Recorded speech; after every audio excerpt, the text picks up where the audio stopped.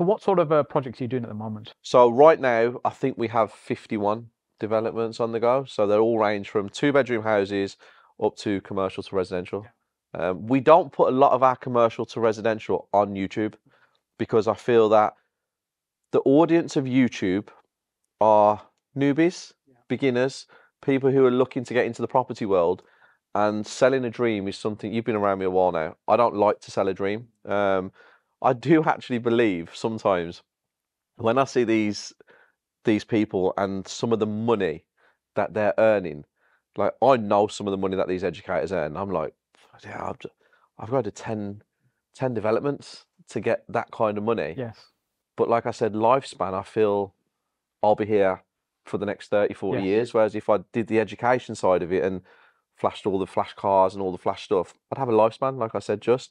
So I like to put out on YouTube the stuff that people can relate to. Yeah. Commercial to residential, people can't relate to. It's not something a newbie can just jump into. Not a starting a starting strategy. Never in a million years. We still struggle with 2-bedroom terrace houses with builders.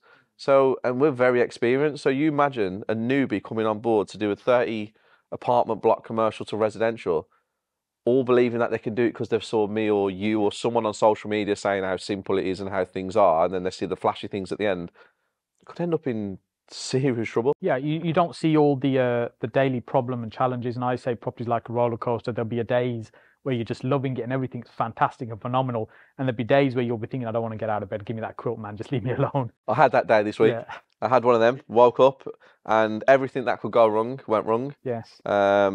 We had 2 huge developments going on with double-story and single-story rear extensions, and we've had to down tools because we was on the last day of the party wall agreement. Okay. And both neighbours have instructed surveyors. Oh, blimey. So literally got to down tools. Yeah. They've had a site meeting today with the surveyor that they've instructed and our party wall guy. But these are things that people don't know. Yeah. And if you don't know, you know, this party wall agreement thing could go on for what, 6 weeks, 8 weeks, 10 weeks? It could drag on. I mean, I had one that delayed us a couple of months, and even though we tried as much as we could with a neighbour to get everything sweetened, but it still dragged on. Well, imagine if a newbie's got a bridge and your bridge is £1,000 a month. There's £2,000 into your profits. Your builder or your contractor is not someone who you work with regularly because you're new to the industry and you're trying to do these kind of things. And he just downs tools and is like, well, I'm going to take another job. Yeah. Then you've got to get them back on site, which could take another 2 months after that. There's lots of things that go wrong in this industry that I'm trying to show. So, like I said, we're not selling a dream, and people who are trying to get into this industry can be like, wow, I didn't know that. I didn't see, you know, because you don't see the hard parts. You see the flashy things. Yes. So it's quite important that see we the get that results across. rather than all the pains and everything people go through to get there. Yeah. Like when you hear somebody speaking on stage and they've done amazingly well, you know, you see the tip of the iceberg and not everything else underneath that they've gone through to maybe get there. It's that picture, isn't it, on Instagram? Yeah. Where it's underneath the water, iceberg, and then you got the thing, and then you got all the levels, and then everyone looks at it like, oh, it's just an Instagram post. It's actually real life. Yeah, that's true. Yeah. So what got you interested in property? How did you get involved in property? Money. You had loads of it and started buying houses, or what? I didn't have loads of money at all. I just looked around every single person. I always wanted to be successful. I always wanted to have nice things. I'm from a council estate.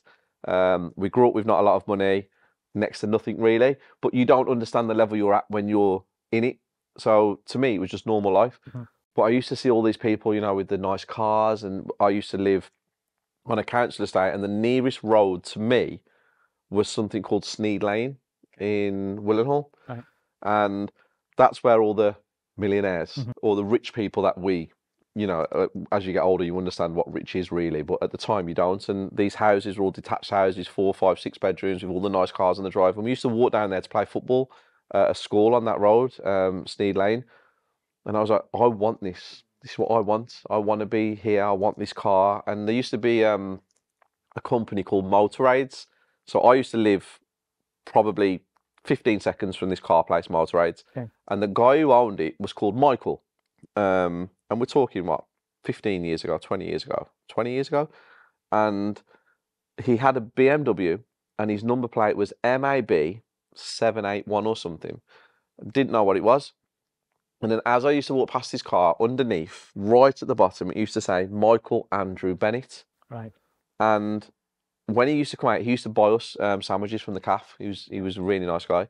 And I said to him, "Oh my God, is that your name?" And he was like, "Yeah, that's my name." I said, "How did you get? You got a number plate with your name on it?" And he was like, "Yeah, MAB, Michael Andrew Bennett." And I used to be like, "I can't wait to have Ste Yeah. on a car." All my mates, no one ever like was like, "Oh, you full of shit," or "you're dreaming," or anything like that. But no one was like really looking at things like that from where we're from, like interested in number plates on cars and stuff. I always was.